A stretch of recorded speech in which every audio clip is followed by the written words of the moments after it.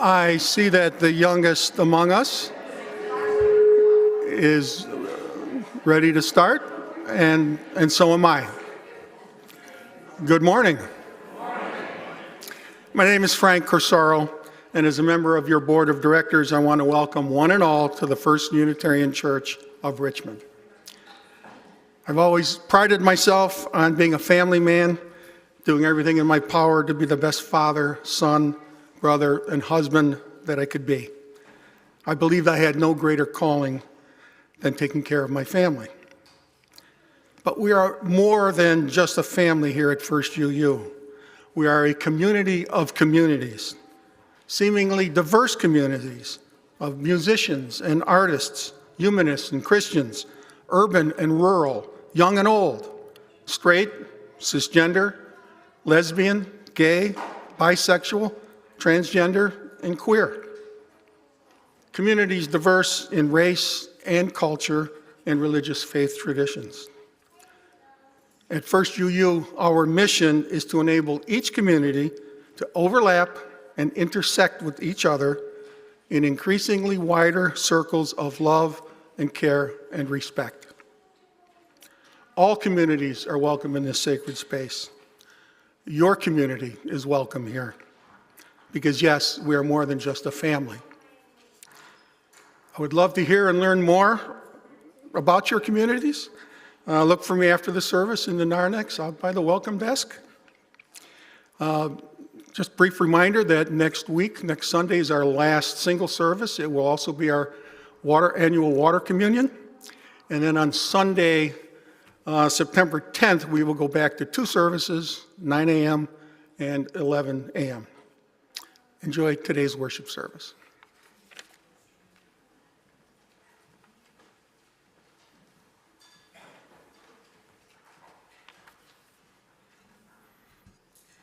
Thank you, Frank. Good morning. I am the Reverend Sherman Z. Logan, Jr., and I have the privilege and honor of serving this wonderful congregation as your senior minister. When I woke up this morning and saw the overcast, I said, man, this is not a good day. But I knew when I walked through these doors and see your shining, smiling faces, you provide all the sunshine that I need.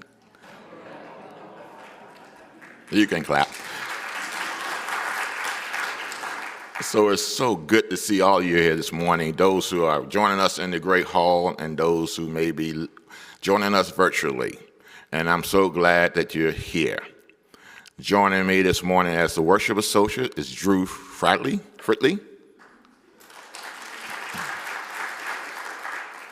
And to share their musical talents and gifts, Zoe Thomas.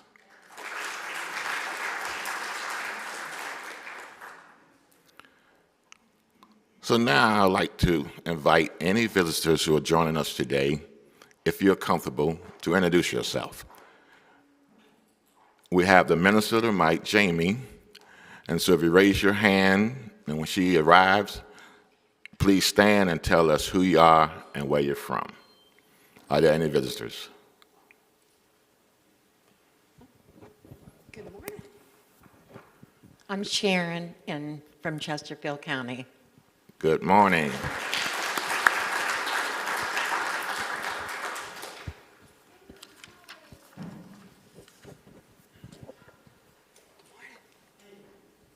I'm Jack. This is actually my second time, but I came in late last time. And I'm from Henrico. Welcome, Jack.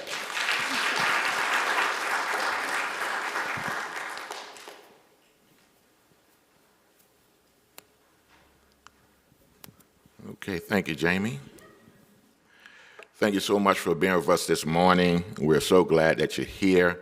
Now, please rise in body or spirit to greet our neighbors and welcome our visitors.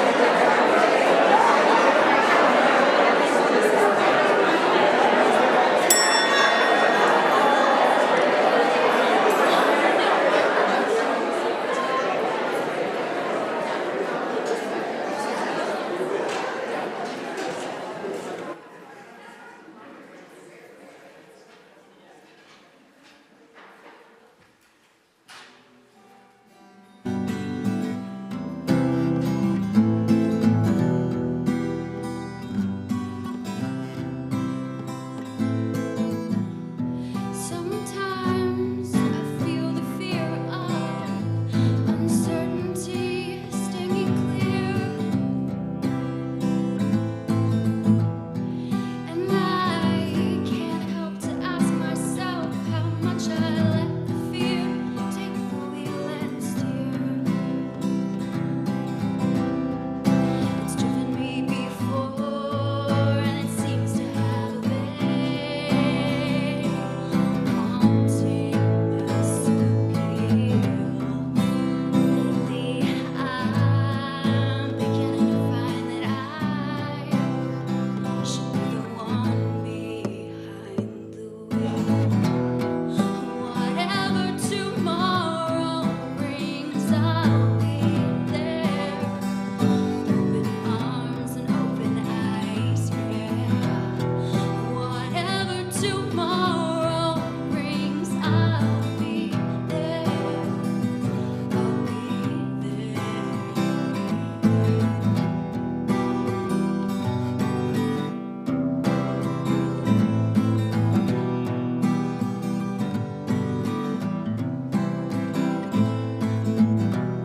So if I decide to waver my chance to be one of the high, will I choose water over wine and hold my own and drive?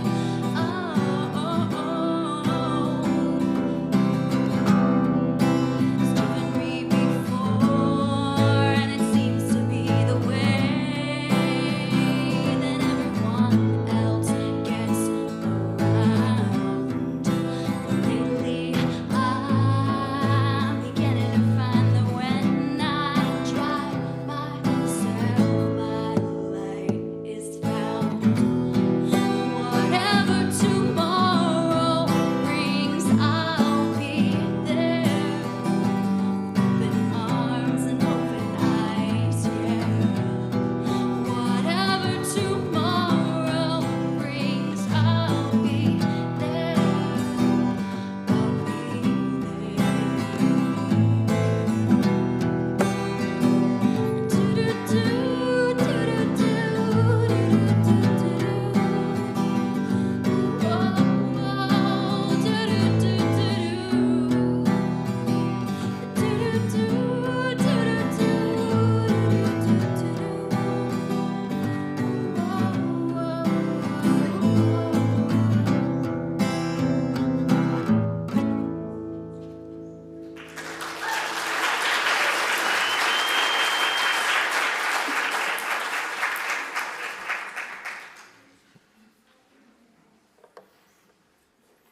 I call the worship words from Jennifer Grayson.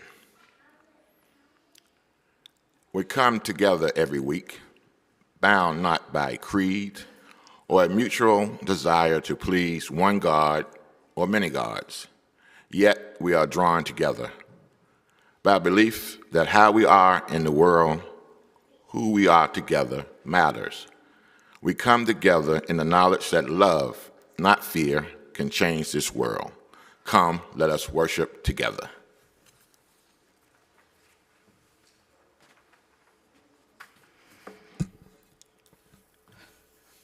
Let the Chalice Connect Us by Catherine Callahan. As the chalice is lit, let us come together into a sacred space that we have created. Let the cares of the day fall away and know that here is a place for quiet reflection. For a pause in our lives, for breathing into our true selves. Let what is said and felt here add richness to the dimensions of our lives and spiritual practices. We are strong together in community. We share the experience of being human. Let the warmth and the chalice lit during our time together connect us and carry us into the world. Now please rise in body or in spirit and let us sing our opening hymn as tranquil screams.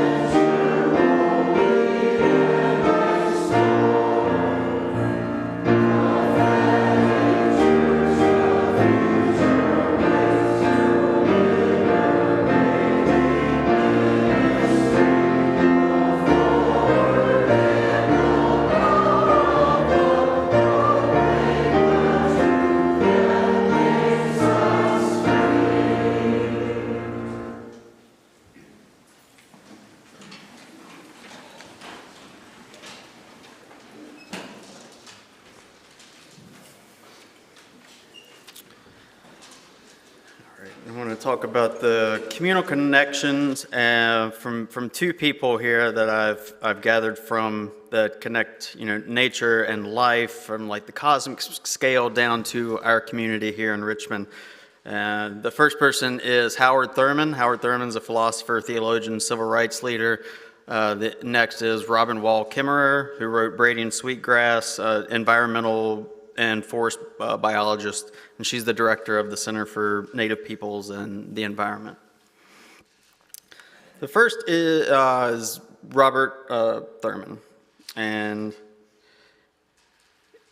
he's talking about an experience he had with an oak tree in his backyard that he was in relationship with in Dayton, Florida, growing up as a young boy. And he said, "I discovered that the oak tree and I had a unique relationship. I could sit with my back against its trunk. I could reach down into a quiet place in my spirit and take out my bruises and my joys and unfold them. I could talk aloud to the oak tree and know that I was understood." Another quote from him is, "For this is why we are born. Beings, all beings, belong to each other. And one who shuts themselves away diminishes themselves, and one who shuts another away from themselves destroys themselves." And then from Robin Wall Kimmerer,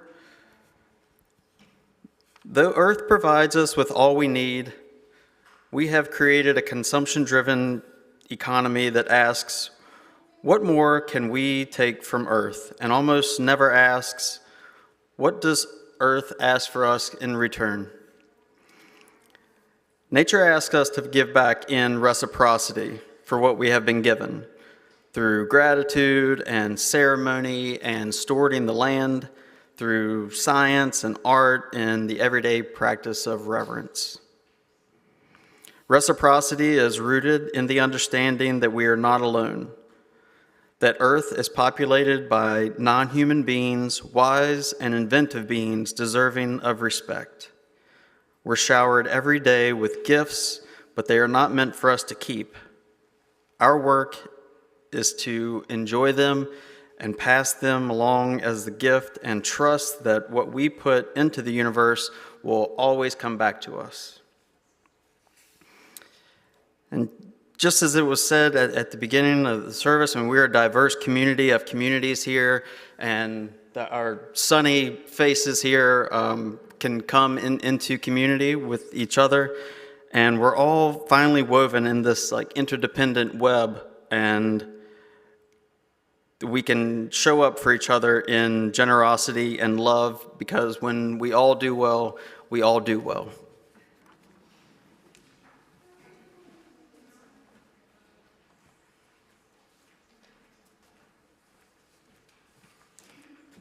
When we all do well, we all do well. I loved that. It leads right into what I want to talk to you about today. Hi, I'm Rachel Dean. I am the Chief Executive Officer at Voices for Virginia's Children, and it has been such an honor and a blessing. Oh, there's Flame. Okay, my kids aren't there this week, but there they go. They're going to the playground. I love it when they run by. It's been an honor and a blessing to be with you the last 4 weeks. I am a frequent visitor of the UU. I was telling someone last week that I came to the UU as a former, as many people do, a former United Methodist. I have the honor of telling you about Voices for Virginia's Children this week. I also want to note that Zoe Thomas, our vocalist today, is on the team at Voices, so you have like a double whammy. I'm a parent, and I spend a lot of time thinking about the future, the world that I want to be building for my children to inherit. And I want them to inherit a world that is just. I want them to love mercy. I want them to have compassion for their fellow humans and for our environment. And yet, in my professional world, I see every day that our young people are facing crises. There is a youth mental health crisis. There are hateful and discriminatory policies coming down against our transgender students in Virginia schools. Climate change is a concern among our young people. Our schools are under-resourced. We have a broken child welfare system, and our child care system is also on the verge of collapse. And our young people often feel they have no avenue to create change in their lives, yet we know that many of our nation's most powerful movements for social justice, for racial justice, for change, have been led by young people. So our job at Voices is to trust young people as the best experts on their own lives and to provide them with the tools they need to advocate for themselves. We use data, we use research, and deep conversations to knock down the barriers that stand between young people and opportunity. Our community at Voices is made up of young people ages 0 to 24 and their families across Virginia. We're headquartered here in Richmond, and our impact is felt statewide. We convene youth and we convene the adults who work to serve young people and turn their stories into creative policy solutions that they can use to create change in their lives. We lead free trainings on topics like storytelling for advocacy. We manage the Kids Count Data Center for Virginia, where we provide free data on indicators of child well-being that can be used to inform policy change. And we're busy right now. Our signature youth advocacy program, Virginia's Youth in Action, is about to launch its new cohort for the school year. And over the next 9 months, those young people will engage with Voices staff and with professional mentors to learn the basics of self-advocacy, to build their personal narratives, and to do professional networking. And we're also holding a mental health summit on October 11th. We know that the mental health crisis among young people right now is severe. And we also know that there are tools that change is possible and that healing is possible for our young people. And that when we heal as parents, as service providers, as adults, we create the conditions for our young people to heal as well. So it has been an honor to be with you these past 4 weeks. I'll come back. I won't just come back for Share the Plate. And I thank you for the chance to tell you about our work on behalf of Virginia's youth.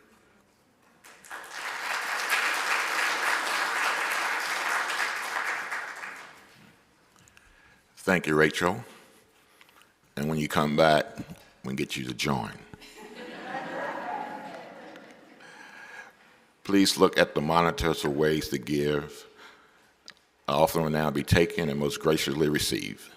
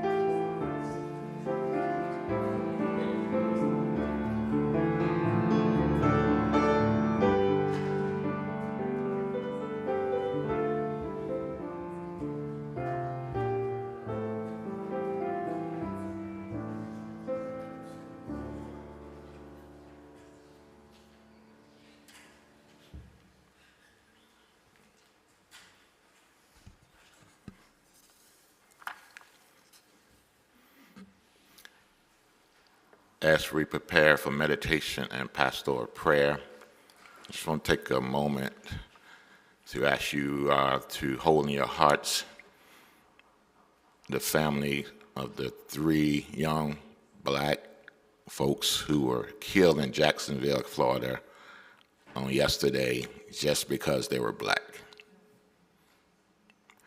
You know, 60 years ago, Dr. King gave the I Have a Dream speech.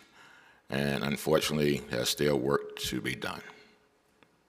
So please keep the families of 3 victims in your heart and your thoughts and your prayer. As we enter into this time of meditation, hear these words from Matthew Rawson. If another strains to breathe, may our voices be the gentle rise and fall. If another chokes on tears, may our voices be an opening to hope.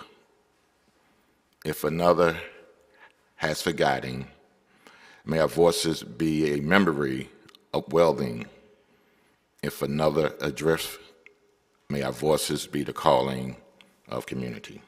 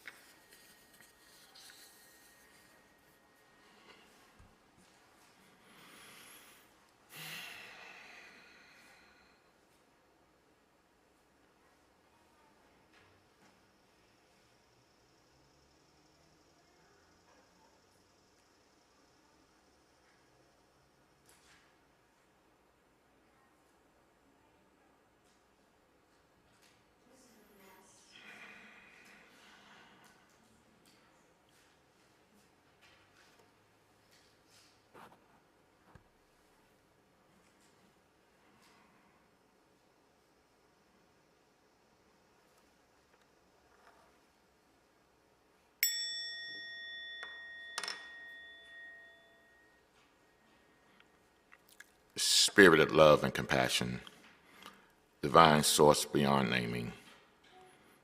In the quiet moments of this sacred time, we turn our hearts towards you, seeking solace and guidance.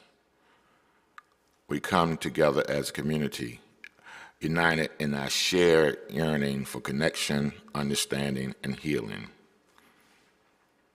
In this place, we find comfort in our differences and strength in our common humanity. As we navigate the challenges of life, we ask for your presence to guide us. May your light shine upon those who are struggling with illness, grief, and uncertainty. May your love surround those who seek healing for their bodies, minds, and spirits. We hold in our hearts those who are marginalized, oppressed, and forgotten. And may our actions be a reflection of our commitment to justice and equity as we strive to dismantle systems that perpetuate inequality. We lift up the caregivers, the activists, the helpers, and the peacemakers among us. May they find strength in their efforts to bring positive change to our world. We extend our gratitude for the connection that binds us together, and we give thanks for friendship that sustains us, support that lifts us, and the shared moments of joy that enrich our lives.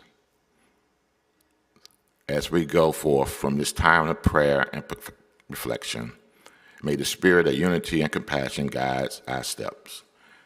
May we continue to reach out to one another in times of needs, to listen with empathy, and to hold space for one another's journey. Spirit of life, may our community be a sanctuary of love, a space where all are welcome, valued, and affirmed. May we continue to weave the thread of connection that strengthens the fabric of our existence. And so with hearts full of hope and intention, we offer our prayers of healing, for understanding, and for the well-being of all. Amen. Ashe. Blessed be.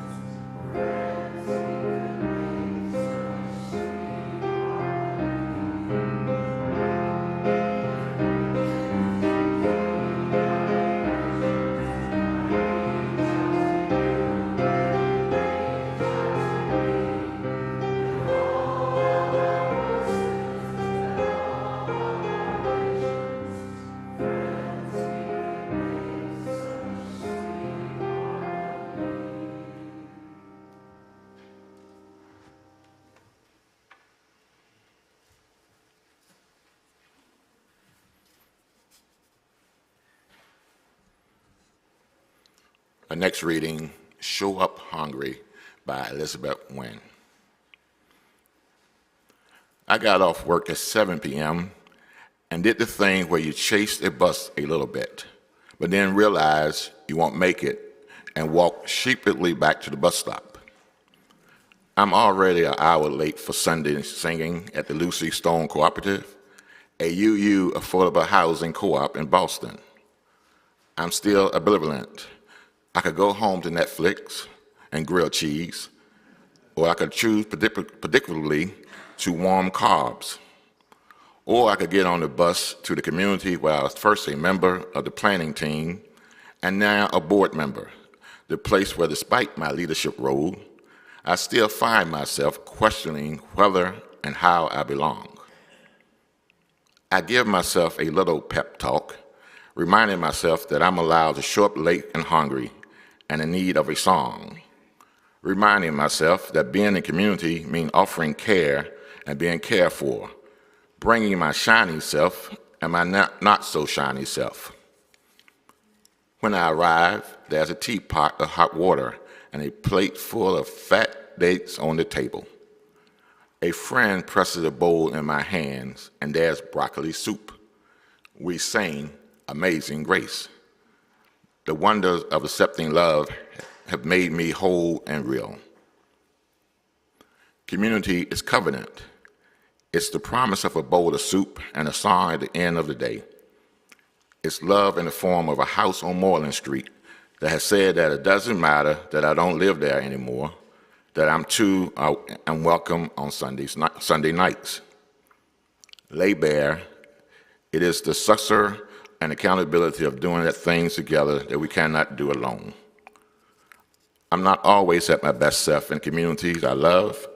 I skirt dish duties at Lucy Stone and miss weddings in my hometown. I dropped out when I needed and showed up full of pettiness and exhaustion. The wonder of accepting love is only made evident when we are allowed to shed the shiny and let the sourness show. Our community of spirit are only real because we show up late expecting to be fed, because we both give and get, because we bring our tart and our sweet, our gifts and our struggles. We need lemon in the lentils, rice vinegar in the sushi, a squeeze of lime in the enchilada, and some acid in our community. Without it, our communities are superficial. With no acid, we are one-note monotone. Our vulnerabilities, our bit of brokenness bring life to our relationship. We are a part of community when we show up shiny and not so shiny, when we lay the soup into each other's bowls and eat it eagerly, when we bring our sour and our sweets, when we share the shiny and show up hungry.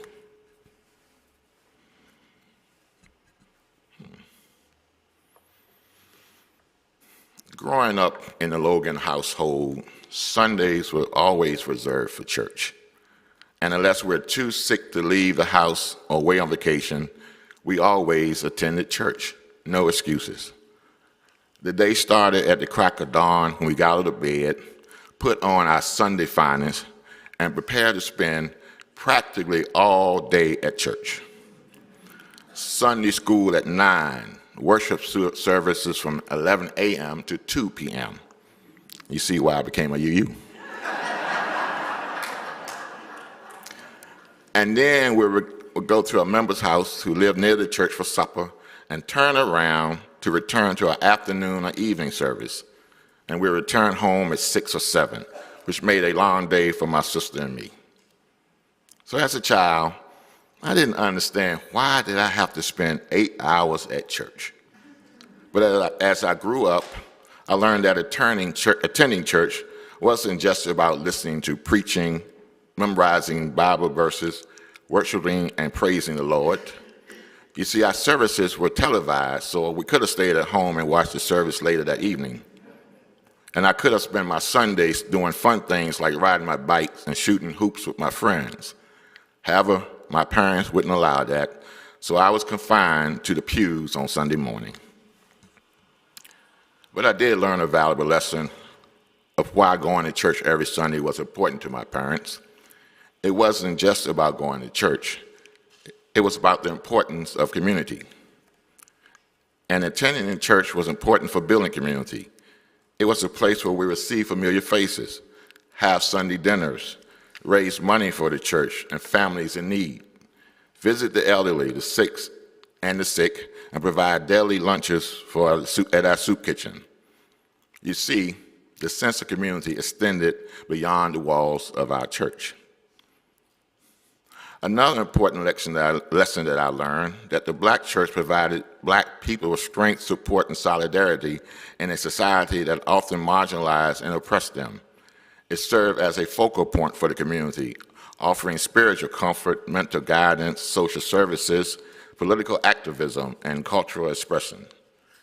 And the Black church offered a sense of identity and belonging, affirming the dignity and worth for many Black folks that could not experience it in the white society. And for many, Sunday morning at church was the only time they could be respected.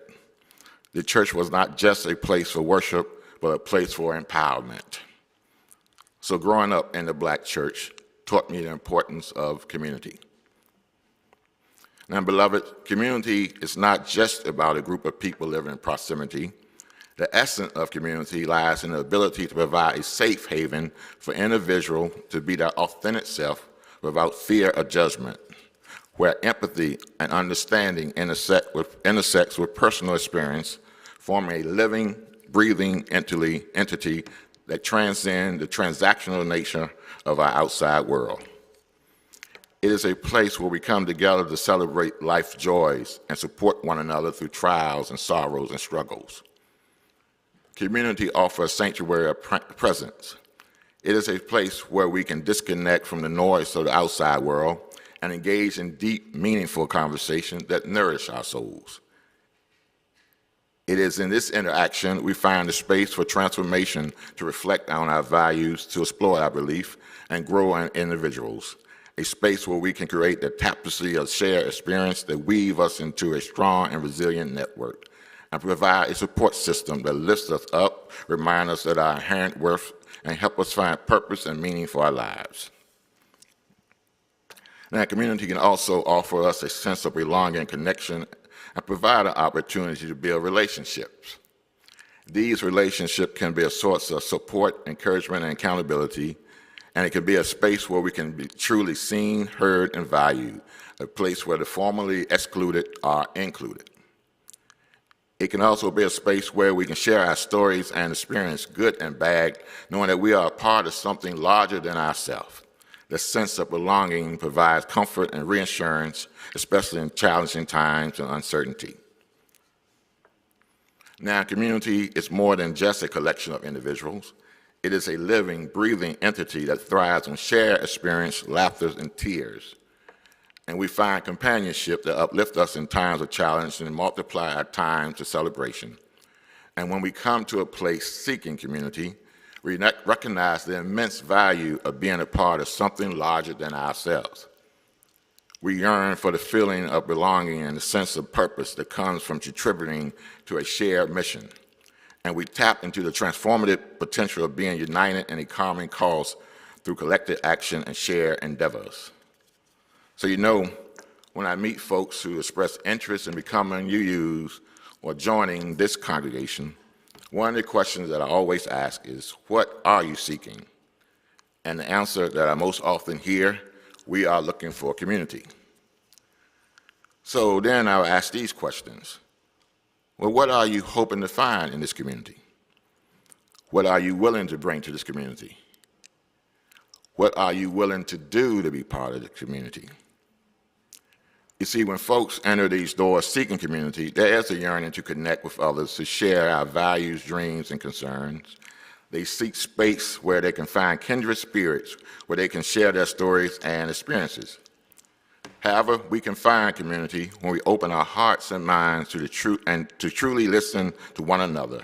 It is through these conversations that we can discover the common threads that bind us together, transcending our differences and building bridges of compassion. So let us remember that creating community is not just about finding people who agree with us, but it's also about finding those who challenge us to grow, learn, and to expand our perspective. It is in these interactions that our hearts and minds are stretched and understanding of the world deepens.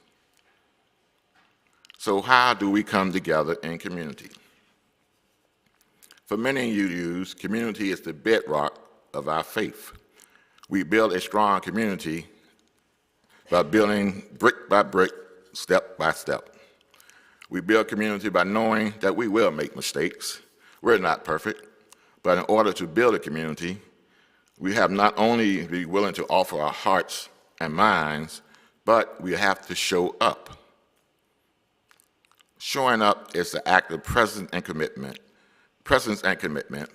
And when we show up, we acknowledge that we are a part of something larger than ourselves.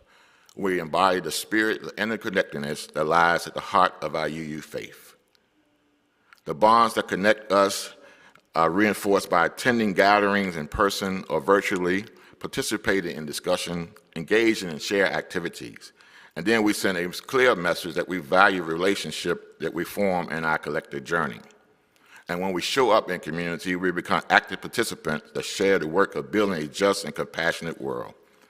Whether it is advocating for social change, supporting those in need, or simply listening, being a listening ear, our presence amplify and impact our collective efforts, and we become agents of positive change guided by our UU values. We are stronger and more robust when we enmesh with others in the community, and our faith community is a source of strength and support system that uplifts us when we stumble, and when we show up, we contribute to the collective energy that empower us to face life trials with resilience. So in order to rebuild this faith community, after a few years of isolation, disengagement, and disconnection, we need to show up physically and virtually. But showing up is not just about a physical presence. It's about being fully engaged at the moment. It's about offering our authentic self through questions and vulnerabilities. And when we show up with an open heart and a willingness to connect, we create an environment where others feel empowered to do the same. We foster an atmosphere of trust where growth and transformation can take root. And showing up repeatedly is what creates community. Now, showing up is a practice, a commitment to being present not only when it's convenient, but especially when it's challenging. It's a practice that deepens our connection, broadens our understanding, and enriches our lives. And the reading by Elizabeth Wynn reminds us that to show up even when we're not always at our best self. Yes, sometimes we drop out when community needs us. Sometimes we show up full of pettiness and exhausting. But show up. This community will love you anyway. It welcomes us when we are our shining and not so shining self. So when we show up in this faith community, it embodies our UU values. It embodies our commitment to inclusivity, love, and shared growth. And when we are present, it magnifies our community impact, and turn it into a beacon of hope, acceptance, and transformation. So we show up. We show up to support reproductive rights. We show up to volunteer to read to students at the Cardinal School. We show up to fight for climate justice and save our planet.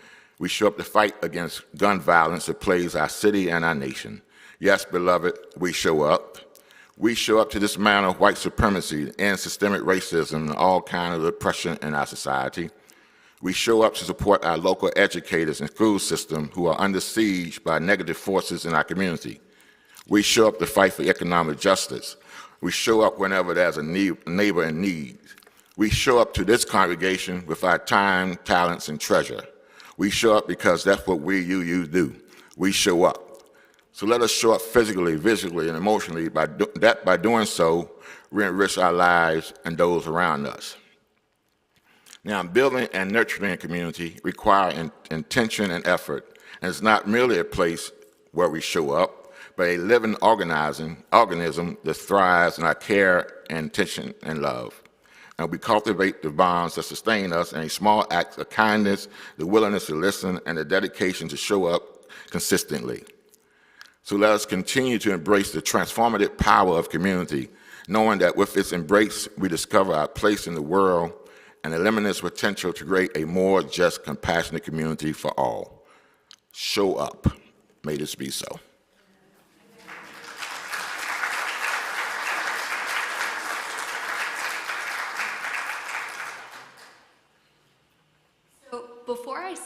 I just want to say, as Rachel mentioned earlier, I also work for Voices for Virginia's Children, and as it is my job to be in charge of fundraising, I just wanted to thank everybody personally for the generosity that you've shown to our organization this month, whether it's through the financial contributions or talking to Rachel after service about what she said. And the work that we do. I also love to talk about our work, so if you ever want to talk to me, I am here, and I'm so glad to be here in community with you all today. Okay, now I'll sing a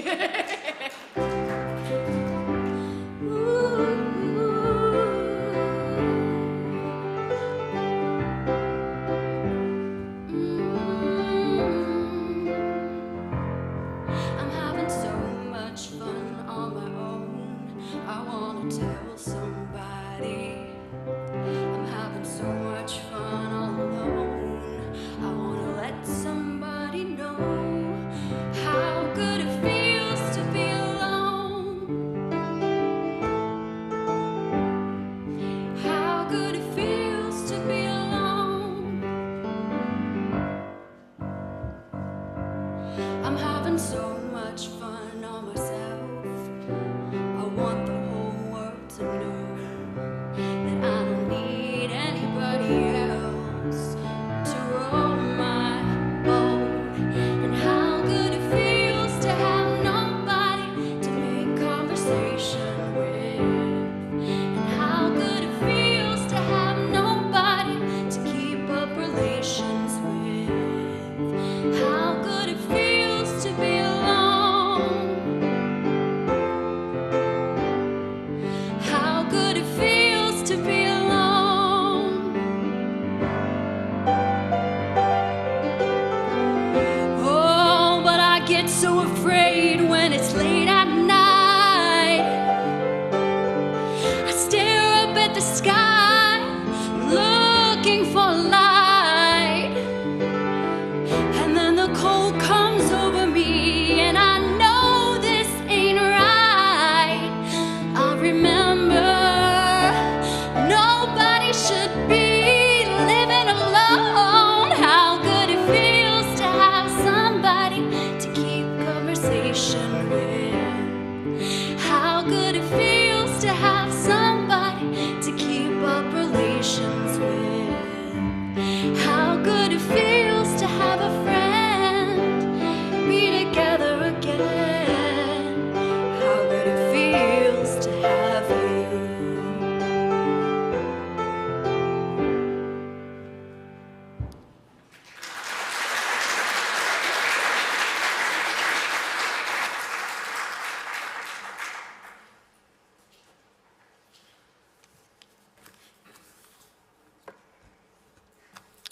And our extinguishing words are again from Howard Thurman.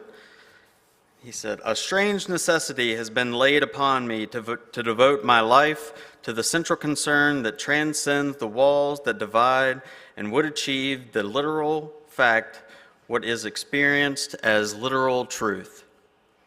All life is connected, and this insight is spiritual, and it is the core of religious experience."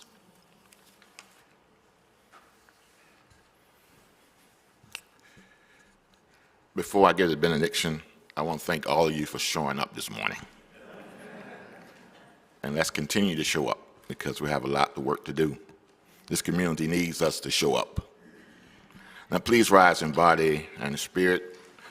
And as I give the benediction, as we prepare to leave this sacred place, let us remember the community we built here. May its love and compassion guide us each day, and may we carry its spirits into the world. Let us seek connection that bridge divides and nurture community wherever we go. May the strength of our shared purpose inspire us to uplift, heal, and unite. Go out knowing that you are blessed. Go in love, go with hope, and go in peace. And let us sing our closing hymn, "We Are Building a New Way."